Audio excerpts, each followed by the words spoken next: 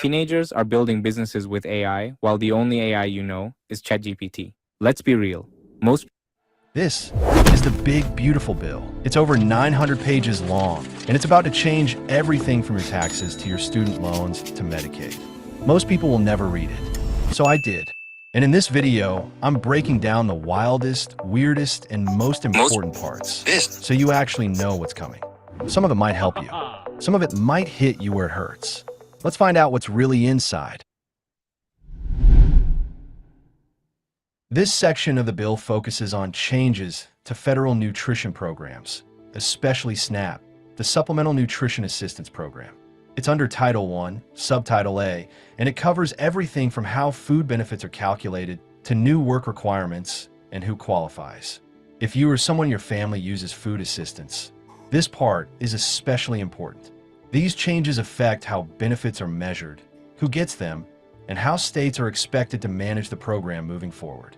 So the government's official food benchmark, called the Thrifty Food Plan, is basically how they calculate how much support a family gets through SNAP.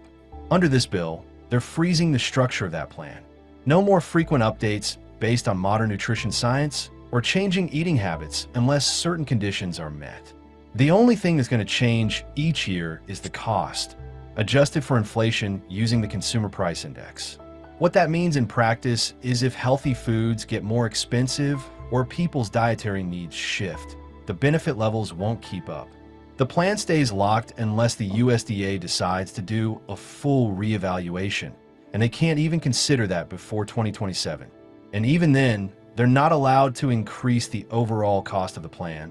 It has to stay budget neutral. So even if food prices rise, the value can't increase beyond what's already been allocated. Also, no matter how big your family is, SNAP benefits cap out at 200% of the base four-person household allotment. So families with more than 8 people can't get proportional increases after that point. Then there's the update to work requirements. If you're between 18 and 65, able-bodied, and not working at least 80 hours a month or enrolled in training, you risk losing benefits. There are a few carve-outs. If you're under 18 or over 65, pregnant, medically unfit for work, or caring for a child under 14, you're exempt. Also, members of federally recognized tribes and urban Indians are excluded from the work requirement. But the enforcement is getting stricter. Waivers that let states temporarily pause these rules. Much harder to get now. For Alaska and Hawaii, they can still apply for waivers as long as they're showing good faith efforts to comply. But those waivers expire by the end of 2028. And the states have to submit quarterly reports to show they're making progress. If they don't, the federal government can cut the waiver short. Something else that's changing is how utility costs factor into SNAP calculations. Right now, households receiving energy assistance can qualify for a higher deduction when determining how much food aid they receive. That helps lower their countable income. But this bill restricts that. Only households that include an elderly or disabled member can continue using the standard utility allowance. All other households lose that benefit, and internet expenses are no longer counted at all. Even though people use internet access for job searches, remote work, school, and accessing benefit portals, the bill now says those monthly service fees can't be used as part of the shelter cost deduction.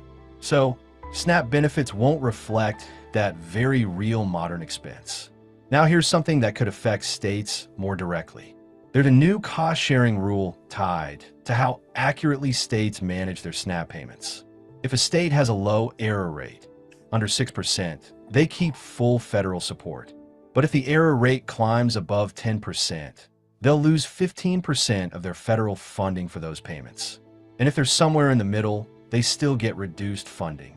So states now have a reason to be extra strict on processing, which could mean tougher verification or longer wait times for applicants. Another federal pullback is on administrative cost sharing. Up until now, the USDA covered 50% of a state's administrative costs for managing SNAP. Starting in 2027, that drops to just 25%. So states have to find more funding on their own to keep the programs running, which again could lead to fewer staff, more backlogs, or slower service for people applying. There's also a funding cutoff for the National Education and Obesity Prevention Program. That program funded nutrition education in communities, things like healthy eating classes, how to shop smart on a budget, or outreach on diabetes prevention. It's being ended after 2025. So public health education tied to SNAP benefits might quietly disappear over the next year or so. Lastly, there are changes to who qualifies for SNAP based on immigration status. From now on, only U.S. citizens, lawful permanent residents, certain Cuban and Haitian entrants, or those lawfully residing under a compact of free association agreement can receive SNAP benefits. Everyone else, including many legal non-citizens with temporary or uncertain status, will no longer qualify. And even though someone might be ineligible themselves, their income still counts against the household when calculating benefits. So for mixed status families, that can result in lower support, even if only one member is technically ineligible. All these changes add up to a much tighter system, less flexibility, more restrictions, and higher pressure on both states and individuals to meet the rules or risk losing access. This section of the bill covers Medicaid reforms under Title VII, Subtitle B, Chapter 1. It's focused on how states determine eligibility, how they handle enrollment, and how they manage costs. There's a clear shift here toward reducing federal spending by cracking down on what lawmakers are calling waste, duplication, and fraud. But what that actually means is a much more rigorous process for people applying for or staying on Medicaid.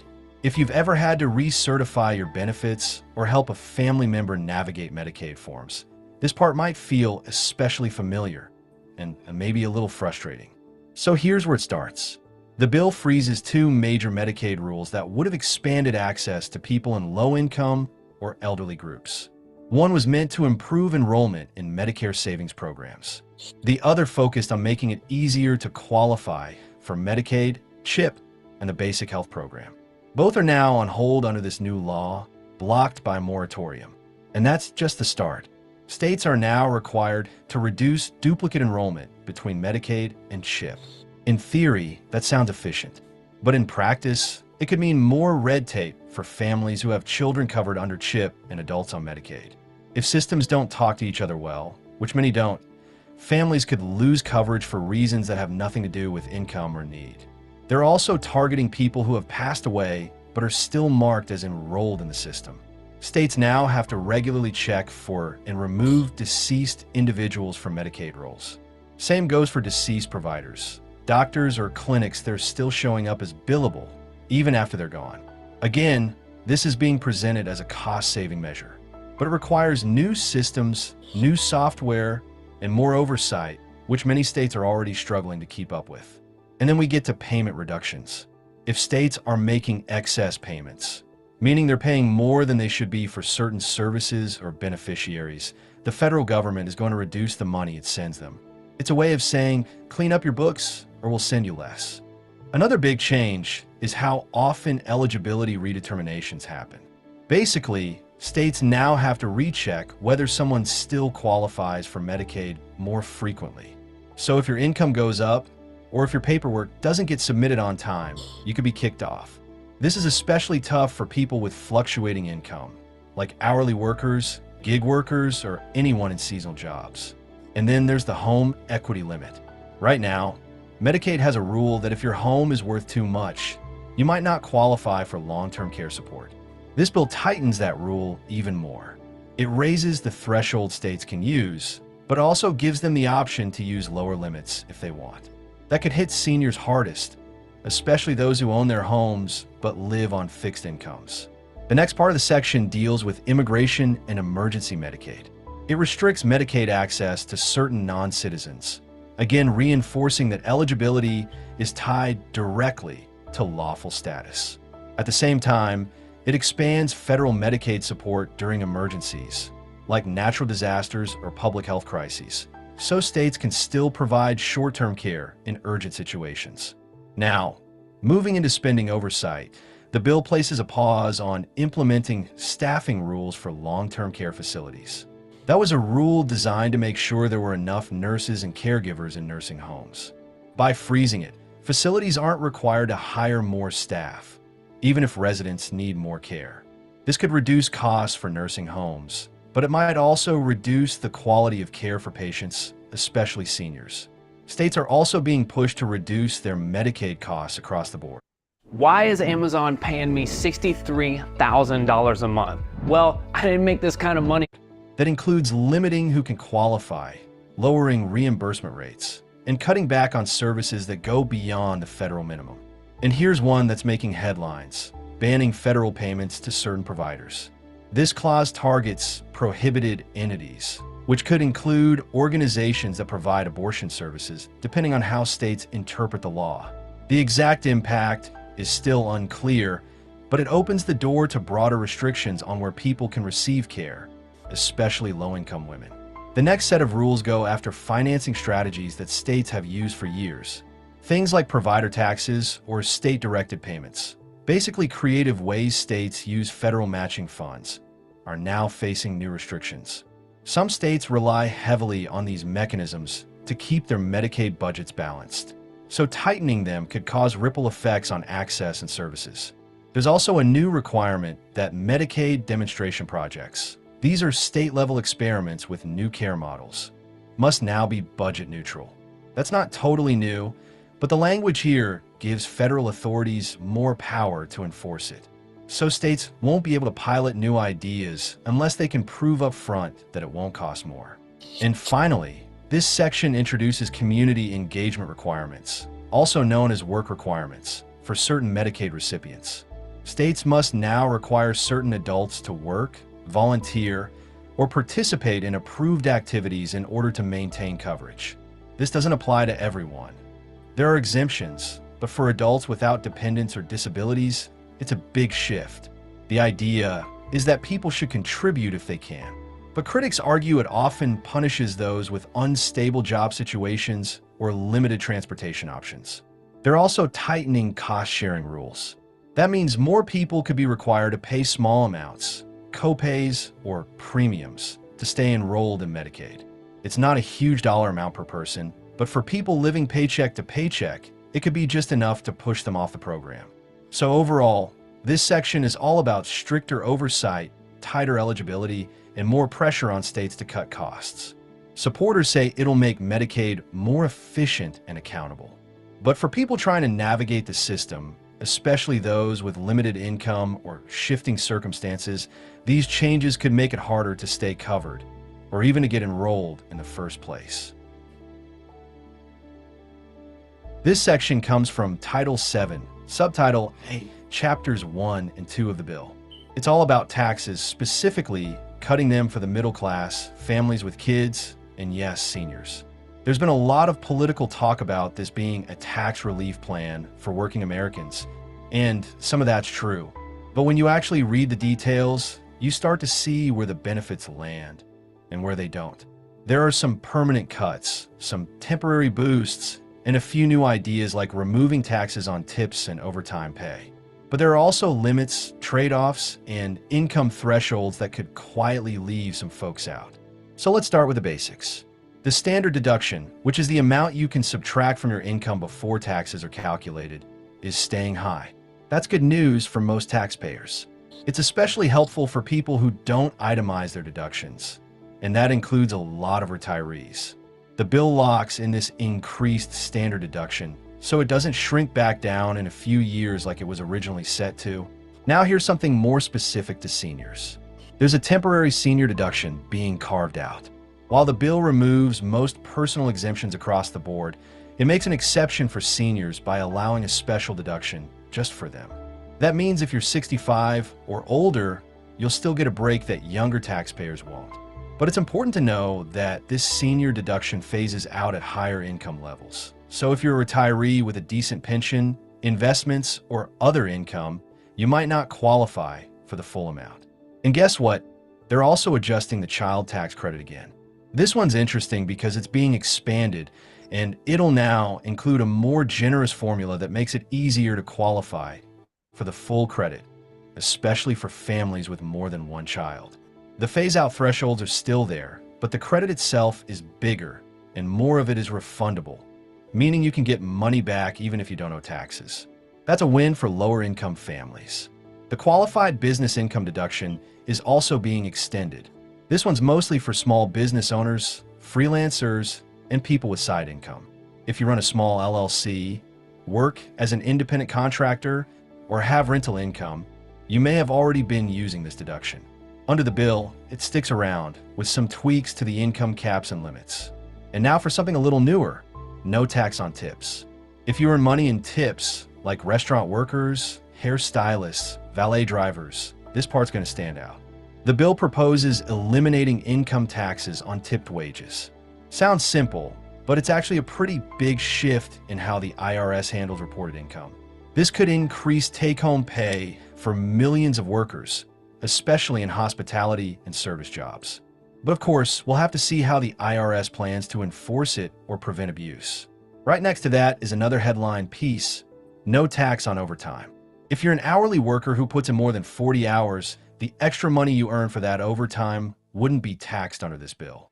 That's designed to reward hard work and incentivize people to take extra shifts. The catch is there may be income caps that limit who gets this benefit. So if your regular wages plus your overtime push you above a certain threshold, you might not get the full break. And then there's this one: no tax on car loan interest. If you're financing a vehicle, the interest you pay on that loan could be tax deductible under this bill. That's a new idea meant to ease the burden of high auto loan rates. But again, there's fine print. You'll likely have to choose between this deduction and others, depending on how you file. And it probably won't apply to luxury vehicles. Another major piece is the creation of Trump accounts, which are being introduced as government-seeded savings or investment accounts for eligible individuals. The idea here is to encourage long-term savings, especially among young people and new parents. For a set period, qualifying families could get up to $1,000 seeded by the government into these accounts. That money could grow over time, similar to a Roth IRA or education savings account, but it would come with restrictions on how and when it could be used. Supporters say this is about building wealth from the bottom up. Critics argue that a one-time $1,000 contribution doesn't go far, especially for families struggling to make rent or cover groceries. And while it's being framed as a benefit for the middle class, the income phase-outs and limits could keep lower-income households from getting the full advantage. And something a lot of folks miss: many of the big deductions that used to exist before 2017 are still not coming back. Things like miscellaneous itemized deductions or the full state and local tax deduction are still limited. That means if you live a high-tax state like California, New York, or New Jersey, you might not see a huge tax cut when all is said and done. There's also a cap on how much value you can get from itemized deductions overall. So even if you're donating to charity, paying mortgage interest, or dealing with large medical bills, your deductions might be limited based on your income level. A few other updates tucked in here. The bill keeps the ABLE account benefits, which help people with disabilities save money without losing access to federal aid. It extends the ability to roll over from a 529 college savings plan into an ABLE account too. That's a helpful bridge for families who save for college but later realize the funds would be better used for disability-related expenses. And there's a continuation of the policy that allows student loans discharged due to death or disability to be excluded from taxable income. Ladies, listen up. The video showing the pink salt trick that melts belly fat while you sleep has already passed 200. This was originally passed during COVID relief efforts, and now it's being made permanent. So yeah, there's a lot packed into this section. On paper, it's a big tax cut for working families, seniors, and small businesses. But the structure favors people who already have some financial stability.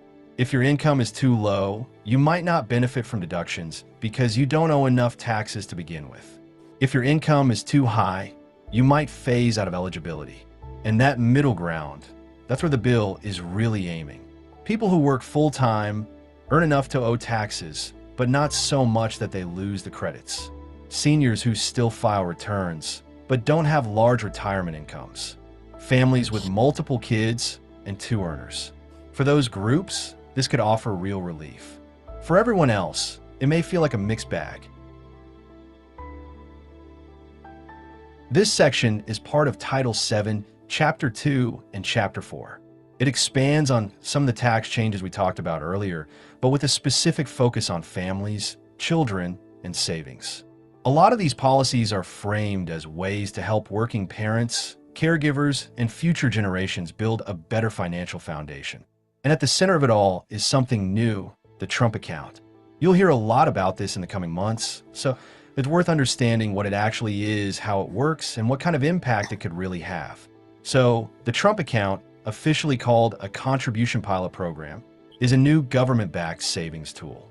It's designed to automatically deposit up to $1,000 for every qualifying child born between 2025 and 2029. That money would go into a special investment account controlled by the child's family, and it's meant to grow over time through interest or market performance. The idea is to give each child a small head start in life, sort of like a baby bond or a government-seeded Roth account. Now, this sounds pretty promising at first glance, but the bill doesn't specify everything. There are still a lot of questions about who qualifies, how the money is managed, what investment options are offered, and when the funds can actually be used. And while the program is being promoted as a major benefit, $1,000 spread over 18 years without additional contributions won't create life-changing wealth. So in that way, it might feel more symbolic than transformational for most families. That said, for lower-income households who don't have access to savings tools at all, it's a start. If this program actually gets the support systems it needs, like automatic enrollment, no fees, and good financial education, it could grow into something more meaningful. But for now, it's a test run. Right alongside the Trump account is a group of tax credits aimed at helping families right now, not just years down the line. First up is the Child and Dependent Care Tax Credit. This is meant to help parents offset the cost of child care, which, as we all know, can be outrageous. Under this bill, the credit is expanded. The percentage of expenses you can claim goes up, and more families can qualify for the maximum amount. That's especially helpful for two-parent households where both parents work full-time. There's also an expansion of the Dependent Care Assistance Program. That's the benefit some employers offer where you can set aside pre-tax dollars for childcare. This bill raises the limit on how much you can put into that account, meaning you can shelter more of your income from taxes if you use it for daycare or after-school care. And then there's the adoption credit, which gets a boost too. If you're adopting a child, especially one with special needs, the new rules make it easier to claim the full credit, and they broaden the definition of who qualifies. In fact, tribal governments are now recognized as having authority to determine whether a child has special needs. That's a meaningful update for Native families who often face unique adoption challenges. For people with disabilities, the bill enhances tax treatment of ABLE accounts, which are savings accounts that don't count against benefit eligibility. There's an increased contribution limit for these accounts, and you can now roll over money from certain retirement or college savings plans into them. That's a helpful option for families who started saving for one purpose and then found their needs changed. What's more, the employer-provided child care tax credit is also expanded. This means if your job helps pay for your child's care, either through on-site programs or by subsidizing outside providers, your employer could get a bigger credit for offering that support. And ideally, that could encourage more companies to provide family-friendly benefits. And if you're a student or helping someone pay off student loans, the bill includes a small but noteworthy provision. The exclusion for employer payments towards student loans is being kept and extended. That means if your workplace offers student loan repayment assistance, you won't be taxed on the money they contribute. This provision was originally introduced as a temporary pandemic-era perk, but under the new bill, it sticks around a bit longer. The bill also tweaks what counts as a qualified education expense under 529 savings plans. Things like credentialing programs and certain post-secondary job training courses now qualify. That's helpful for students who aren't on a traditional college track, but still need specialized training to enter a trade or career. And just like with the senior deduction, these family credits phase out. If you're earning above certain thresholds, especially as a couple, some of the most generous parts of these benefits start to shrink. So families on the higher end of the income spectrum might still benefit, but not as much. So then, what's the bigger takeaway here?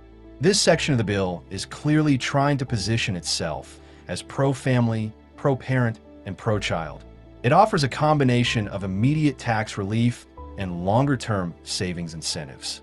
But at the same time, it's layered with complexity, eligibility limits, caps, phase-outs, and uncertain implementation details. And while the Trump account is getting the most attention, it's arguably the part with the least guaranteed impact. A one-time $1,000 deposit sounds good in a headline, but unless it's paired with strong follow-up programs and support, it's not going to dramatically change someone's financial future. Still, it opens the door to a bigger conversation about how we support the next generation. Hey, I'm Excel, and I'm Excel with data rails. You know, finance teams love me. I'm pretty much their best friend. This section appears under Title VII, Chapter 5, and it marks a major policy turn in the way the government approaches energy and climate investment. It's essentially split into two parts. First, it pulls the plug on a wide range of clean energy tax credits and subsidies, many of which were put in place to reduce emissions and support green innovation. Then, it shifts funding and tax incentives toward traditional energy like oil, gas, and certain industrial manufacturing. Supporters call this a return to energy independence. Critics see it as a rollback of climate progress. Either way, the impact is real and far-reaching, especially for people working in or investing in energy sectors. So let's start with the repeals. The bill terminates just about every major tax credit tied to clean energy that was passed over the last few years. That includes the previously owned clean vehicle credit, the new EV credit, credits for commercial clean vehicles, and even the refueling property credit that helped people and businesses install EV charging stations. All gone. That's not just a hit to buyers. It also removes financial incentives for car companies, developers, and infrastructure providers who are building business plans around these credits. If you were planning to buy an electric car and get some money back at tax time, that window just closed. Same goes for home upgrades. The residential clean energy credit, the energy efficient home improvement credit, and even the deduction for energy efficient commercial buildings are all being phased out or ended immediately. So if you're thinking about installing solar panels, upgrading insulation, or switching to more efficient heating, those incentives might no longer be available. That could slow down adoption for homeowners who are already on the fence. Now here's one you might not hear much about. The bill also removes or limits several energy production credits, like the one for clean hydrogen and investment credits for zero-emission electricity. Those were part of the broader strategy to move toward lower carbon energy production. Under this bill, they're either cut off or capped. They're also shutting down advanced manufacturing production credits, including those that support battery production and semiconductor supply chains. And that's a big one. Because even if you don't work in those industries, those supply chains affect everything from consumer electronics to grid reliability to electric vehicles. So that's the rollback part. What about the pivot? In subchapter B of this section, the bill shifts its support to America First energy policies, which means expanding tax breaks and financial incentives for fossil fuel producers. That includes things like clean fuel production credits, which sound like they support renewables, but in this case are being modified to include things like biofuels or natural gas derivatives, not necessarily wind or solar. There are also restrictions placed on carbon capture subsidies, meaning fewer incentives to store or offset emissions. But in the same breath, the bill reclassifies income from things like hydrogen storage, geothermal, and advanced nuclear as eligible for special tax treatment under publicly traded partnerships. That means companies in these spaces could start attracting more investors by offering tax-deferred income, much like oil and gas pipelines have done for years. They also allow deductions for intangible drilling and development costs, which is a tax break oil companies have used for decades. These costs, like planning, site prep, and equipment, can now be written off faster, which lowers the company's tax bills and incentivizes more drilling. And here's one that sounds niche, but really isn't. They're allowing special payments to individuals who dye fuel. That's a reference to colored diesel fuels used in agriculture and construction. It's a small line item, but it shows just how deep this bill goes in trying to remove regulatory or financial burdens on traditional energy users. There's also a ban on extending the Advanced Energy Project Credit, which was one of the key tools used to lure clean tech companies into building factories in the US. Without that credit, it becomes harder to justify large, capital-intensive green projects, especially if they're competing against fossil fuel alternatives that just got new tax breaks. So, taken together, what does all this really mean? For one, it's a huge reversal of the direction we've been heading for the last 5 to 10 years. Clean energy industries that were scaling up with federal support will now have to rely more on private funding or cut costs. And that could slow job growth in those sectors or even trigger layoffs in places that were counting on green investment. Meanwhile, fossil fuel companies, drilling operations, and heavy manufacturing groups are getting a clear signal. Go ahead, expand. The financial incentives are back, the oversight is lighter, and the government's on board. That said, this section doesn't eliminate all green energy support. Some programs, like limited hydrogen development or geothermal investment, are still technically eligible for tax benefits. But overall, the tilt of this chapter is unmistakable. Less about reducing emissions, more about promoting US-based production, especially in oil, gas, and heavy industrial processes. If you're a homeowner, a small business owner, or someone who recently installed clean energy systems with the help of federal credits, this could be frustrating. If you're in the oil or drilling industry, it's the opposite. And for people working in jobs tied to solar, wind, or EV manufacturing, these changes create a lot of uncertainty. It's also worth noting, this section doesn't really include a lot of transition support. It doesn't offer funding to help clean energy workers shift into new roles. It's mostly a turn of the faucet from green back to fossil. And the speed of that shift will probably be felt most in rural areas, small towns, and industrial hubs that were betting on clean tech investment. This section is from Title 8, subtitles B through F, and it's all about education, especially how college is paid for and how student loans are handled. Now, this part doesn't wipe out debt or offer forgiveness the way some people hope for, but it does reshape the rules around borrowing, repayment, and how the government funds higher education moving forward. One of the biggest changes here is a new cap on how much students can borrow for graduate programs. Right now, if you're pursuing a master's, a PhD, or a professional degree like law or medicine, you can usually take out federal loans up to the full cost of attendance. But under this bill, that amount would now be capped at $50,000 total. Not per year, total. That's a huge shift. You can probably guess why this is controversial. For many graduate programs, especially private ones, $50,000 barely scratches the surface. So if this goes through, students would have to either come up with the rest out of pocket or look for private loans, which usually come with higher interest rates and fewer protections. Now, this change is being pitched as a way to control college inflation. The idea being that if students can't borrow unlimited sums, schools won't keep raising tuition unchecked. And while that sounds good in theory, the short-term effect could make graduate school less accessible for low and middle-income students. So yeah, this one's going to spark some strong opinions. Besides the loan cap, the bill also limits how loan forgiveness programs are applied. The popular public service loan forgiveness program and other income-driven repayment plans are not eliminated, but the bill tries to narrow their scope. That means fewer types of jobs would qualify, and the terms for forgiveness could take longer to reach. The argument here is that blanket forgiveness is too expensive, especially when paired with other spending cuts. But for borrowers who are counting on those programs to make their debt manageable, it might feel like the rug is being pulled out. What's more, the bill includes new reporting requirements for schools. Basically, colleges will now have to report the earnings of their graduates alongside their tuition rates. This is part of a value for money. Tesla is finished. Elon has failed. That is what they want you to believe, but tech expert push.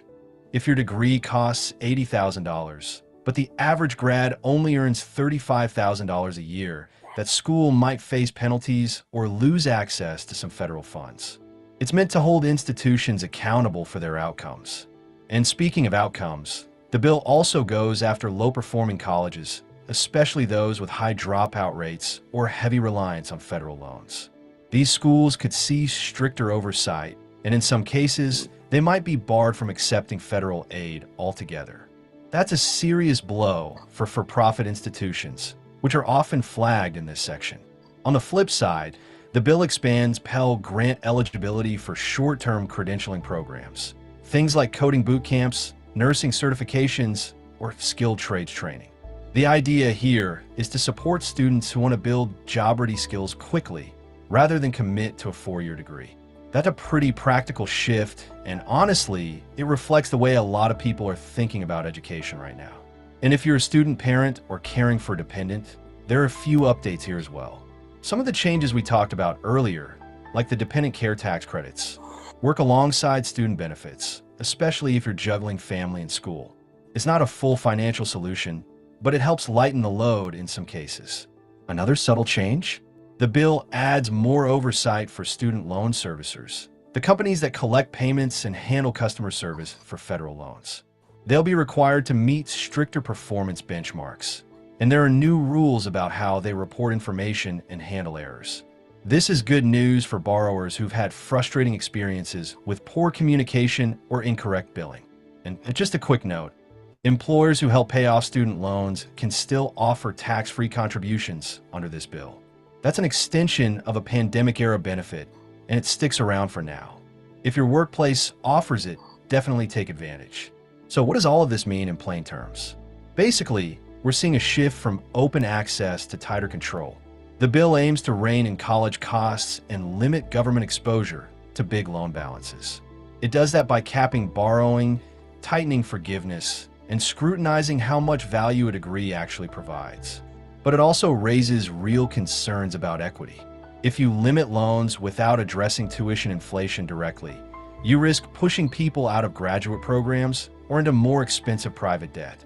The changes to Pell Grants and short-term programs are a step toward modernizing education funding, but they don't entirely balance out the restrictions elsewhere. And the oversight piece, the school performance metrics, and loan servicer accountability, those could end up being the most impactful in the long run. They shift some of the responsibility back to institutions and away from students, which might be overdue. Still, for borrowers, students, and families trying to plan ahead, the uncertainty is real. The rules of the game are changing, and a lot of the old assumptions, like borrowing what you need and paying it off over time, don't apply the same way anymore. This section comes from Title IX and Title X of the bill, and it focuses on immigration, border security, and how the federal government plans to enforce and fund both. This part of the legislation is pretty detailed and honestly a bit loaded politically, but it outlines exactly where the administration wants to put its resources when it comes to immigration enforcement and processing. Right out of the gate, this section allocates new funding for the border wall. Yep, that same wall from the previous administration. The bill revives construction efforts, specifically stating that the Secretary of Homeland Security is required to resume building it. No delays, no legal loopholes. The money's already been appropriated, and the directive now is to use it. What's more, it limits the power of the Secretary to cancel or reprogram that funding. So even if a future administration wanted to stop the project, they couldn't just sign an executive order to halt it. This makes the wall funding a lot more locked in than it was before. And it's not just the wall. Border Patrol and IC receive big boosts in funding too. The bill greenlights money for hiring thousands of new agents, buying more surveillance tech, and expanding detention capacity. That means more officers on the ground and more facilities to hold people awaiting immigration decisions. Now here's where it starts to get more controversial. Asylum laws are changing too. The bill narrows the criteria for who can claim asylum, making it harder to qualify. For example, individuals must now meet a stricter credible fear standard and may be disqualified if they pass through another country without seeking asylum there first. That last part's known as a transit ban, and it's been debated in courts before. Now it's codified in the bill, and for those who do apply, the bill aims to fast-track asylum processing, which sounds good, but in practice it means less time for legal review. That's raising concerns among immigration advocates who worry that people might not have enough time to present their case before being deported. Besides asylum, the bill raises certain visa fees to fund enforcement.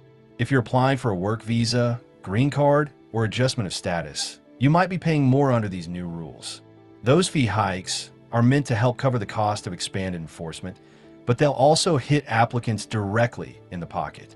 Another thing, catch and release policies are restricted here. The bill says that border agents can't just release migrants into the U.S. with a court date unless specific legal conditions are met. Instead, it pushes for either detention or expedited removal, depending on the case. This policy has been used before, but the new language makes it much harder to undo in the future. Oh, and here's something you might not expect. The bill also includes a pause on work authorization for certain asylum seekers. That means people who apply for asylum could have to wait longer before they're allowed to legally work in the U.S., even while their case is being processed. That delay puts financial pressure on applicants and may deter some from filing in the first place. On top of that, there's a rule that allows state attorneys general to sue if the federal government doesn't enforce immigration law the way it's written in this bill. That's a big shift. It gives states more legal standing to challenge federal policy, especially if they believe border enforcement is being too lenient. And for border states, there's a separate clause that allows deployment of National Guard troops in certain cases without needing federal approval. That kind of authority could be used to bolster state-run immigration crackdowns, especially in places like Texas or Arizona. Now, critics argue that these changes could overwhelm the immigration courts, lead to more family separations, and force people to return to dangerous conditions. Supporters say it's about restoring order and deterring illegal entry. And honestly, both of those perspectives are already playing out in the public debate. So if you or someone you know is going through an immigration process or considering one, this bill makes the path more expensive, more time-sensitive, and more restrictive overall. Legal immigration isn't banned, but the rules are tighter and the costs are higher. And for asylum seekers, the window to qualify has gotten a lot smaller. And one last note, this section doesn't include any sort of broader immigration reform. No new pathways to citizenship. No expanded work visa programs. No relief for dreamers or long-term undocumented residents. It's enforcement heavy, with very little attention on long-term fixes. This part of the bill doesn't always get much attention, but it matters a lot because this is where you find the fine print. The timelines, the phase-ins, the expiration dates, and the hidden legal mechanisms that shape how this bill actually plays out in the real world. Let's start with when things take effect. Most of the major tax changes, benefit limits, and policy shifts begin on January 1st, 2026. So you won't see everything change overnight, but the clock is already ticking. Some of the Medicaid cost-sharing changes won't fully kick in until 2027 or 2028, and a lot of the student loan changes are timed to affect the next academic cycle. That's important because it gives Congress time to adjust or quietly let things expire before the next election. Speaking of expiration, many provisions in this bill come with sunset clauses. That means they automatically end after 5 years unless Congress votes to extend them. Things like the senior tax bonus, the Trump account deposits, and even some of the healthcare changes are temporary on paper. That makes the bill look cheaper, but it also means nothing here is permanent unless it becomes politically popular enough to survive. Now here's where it gets more serious. This bill puts strong limits on how much federal agencies can delay or reinterpret what's written. The IRS, the Department of Health and Human Services, and the Department of Education are all required to enforce these rules as written. No more regulatory flexibility, even during emergencies. If the law says benefits must be Japanese women weigh less and never hit the gym. The secret? A simple 4-ingredient natural recipe that's 7 times cut, they have to cut them. If the rule changes eligibility, they have to enforce it. It ties the hands of future administrations and gives Congress tighter control. And if they don't enforce it, well, the bill gives legal standing to states and individuals to sue. So if a federal agency tries to soften or slow roll enforcement, a state attorney general or affected party can file a lawsuit to force compliance. That could lead to more court challenges, especially around controversial issues like immigration, benefit cuts, or agency power. But here's where it gets tricky. Buried inside Section 70302 is a provision that could limit your ability to get help from the courts, unless you can afford it. Under this clause, if you try to challenge the government's action or ask a court to pause enforcement, you may be required to pay a bond up front. If you can't post that bond, the court might not even hear your request. Legal experts say this could shut the courthouse door to regular people, especially those affected by benefit cuts, healthcare denials, or policy changes, unless they can afford to pay just to be heard. That's a quiet but powerful shift. It doesn't eliminate your right to sue, but it puts a price on exercising it. So what does all of this mean? The real power of this bill isn't just in the benefits it cuts or the policies it changes. It's in the way it locks those changes in, limits who can challenge them, and makes future reversals more difficult. Some parts might not seem urgent yet, but they're designed to stick and to keep you from undoing them easily. This is about structure, control, and making sure that what's passed today doesn't quietly fade away tomorrow. And that's the bill, or at least the real bones of it. The big, beautiful bill might have sounded like just another piece of legislation, but now you've seen how each section connects back to everyday life. Whether it's your paycheck, your benefits, your internet, your future plans, the decisions in here shape what's possible, what's affordable, and what's protected. Some people are excited about these changes. Others are worried. But what matters most is that you're informed. Because no matter where you stand, understanding what's actually written in these laws is how we hold power and how we stay ready. So if any part of this breakdown helped you today, take a second to like the video and maybe share it with someone who might not have time to read a 900-page bill.